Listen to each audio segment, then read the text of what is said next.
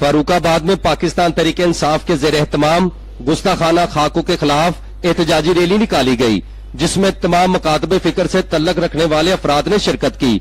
Rally के शुरका ने कतबे और बैनर्स उठा रखे थे, जिन पर हॉलैंड हुकूमत के खिलाफ नारे दर्ज थे।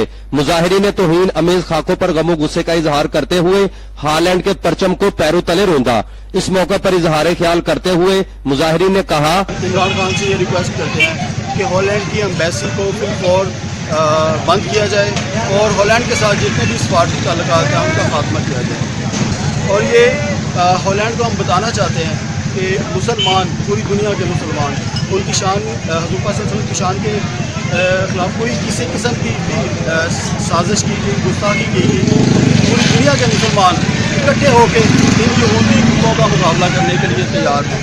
उनका मजीद कहना था, गुस्ताख अमेज खाके सोशल मीडिया पर वायरल करने की शदीद अल्फाज में मुजम्मत करते हैं। हुकूमत पाकिस्तान तौहीन अमेज खाकों को रोकने के लिए हॉलैंड के खिलाफ ऐलान जहाद करे।